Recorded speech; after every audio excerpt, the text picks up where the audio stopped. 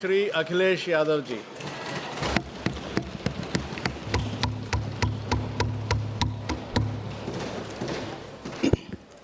मैं सबसे पहले सभापति महोदय आपका मैं धन्यवाद देता हूं कि मुझे आपने बजट पे बोलने का समय दिया है। मैं तीसरा सदस्य इस पे बोल रहा हूं। मैं अभी में से पूर्व कांग्रेस पार्टी के नेता माननीय शशि थरूर जी जो बात कह रहे थे, उन्होंने बहुत सारे आंकड़े दिए हैं। सभापति महोदय, वही मिलते जुलते आंकड़े हमारे पास भी हैं। जब कभी जवाब आए तो शायद उन आंकड़ों का जवाब भी आए। और जब वो अपनी बातों को ख़त्म कर रहे थे तो वो एक शेर पढ़ के गए हैं। मिर्ज़ा गालिब का एक शेर पढ़ के गए हैं सभापति महोदय। सभापति महोदय, यही शेर अगर बीजेपी को पढ़ना होता तो बीजेपी कैसे पढ़ती? अगर यही शेर बीजेपी को पढ़ना पड़ता तो वो पढ़ते कि हमको मालूम है स्वर्ग की सच्चाई, लेकिन दिल को बहलाने के का गालिब ये ख्याल की जगह सोच अच्छा है। सभापति महोदय, यही फर्क है। सबका साथ, सबका विकास। सभापति महोदय, बोलने से पहले मैं जब बजट को देख रहा था और अक्सर सरकार को पिछले कई सालों से चलता हुआ मैं देख रहा हूं, मैं कहना चाहता हूं, क्यों झूठे ख्यालों में दिन रात करें, जो बनाते हैं हवा में बातों के महल, आओ उनसे कुछ जमीनी बात करें। सभापति महोदय, बजट आने से पहले और बजट आने के बाद पूरा देश और पूरे देश में ये बहस चल रही थी कि अमेरिका को लेकर के डील होने जा रही है। सभापति महोदय, मुझसे पहले अभी जो भारतीय जनता पार्टी की माननीय सदस्य बोल रही थी, और भारतीय जनता पार्टी का ये पक्ष है कि हम लोगों ने दुनिया में बहुत सारे देशों से फ्री ट्रेड एग्रीमेंट कर लिया है। सभापति महोदय, मैं भारतीय जनता पार्टी की सरकार से जानना चाहूँगा, अभी कितने देश और बचे हैं जिससे आप फ्री ट्रेड एग्रीमेंट नहीं कर पाए हैं?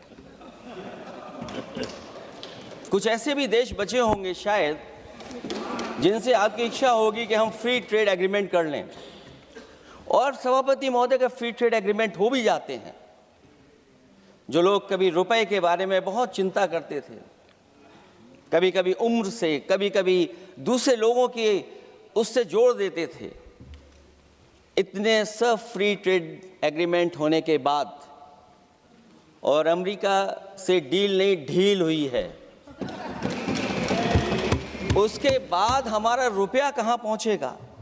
और अगर यही डील होनी थी तो 11 महीने इंतजार क्यों कराया?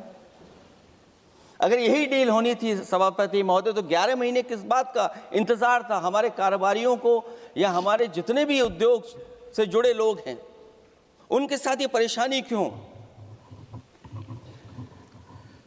बजट पर सबसे पहला सवाल यही है कि डील पहले बनी है बजट।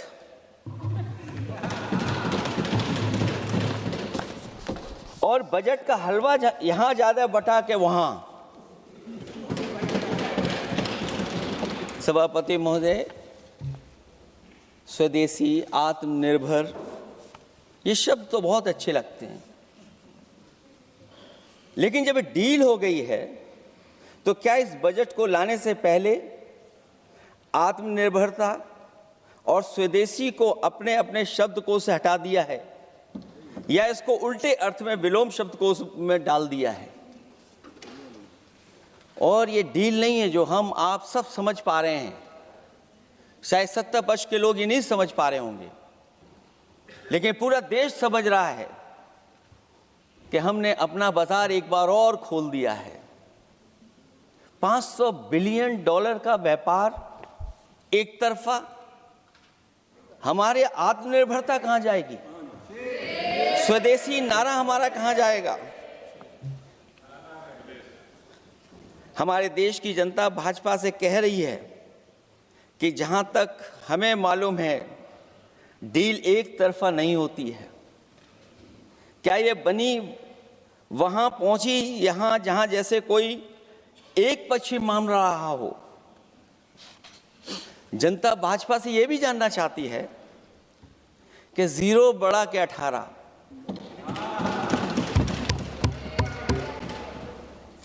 सभापति महोदय, भाजपा का समझौता गणित क्या यह है कि 18 0 के बराबर है? क्या 18 हमारा 0 के बराबर है? देश के किसानों, दुकानों, उद्योगों को बचाने के लिए खोखले शब्दों के अलावा भाजपा के पास कोई और सुरक्षा कवच या संरक्षण योजना है कि नहीं है? इसलिए मैं सभापति महोदय कहना चाहता हूं, ये बजट दिशाहीन है। इस बजट में कोई विजन नहीं है कि 2047 तक हमारा देश विकसित भारत बन जाएगा। और हम जैसे लोगों को, समाजवादियों को तो सरकार से पहले ही उम्मीद नहीं थी, और जिस सरकार से उम्मीद ना हो उसकी बजट से क्या उम्मीद होगी।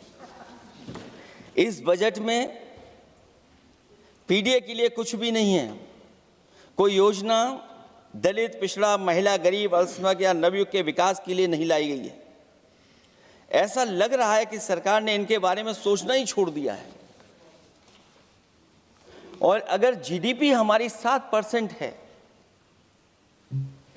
और नॉमिनल जीडीपी की ग्रोथ केवल 8% है, जो कि लगभग 12% होनी चाहिए थी, इसके कारण लोगों के हाथ में कम पैसा है।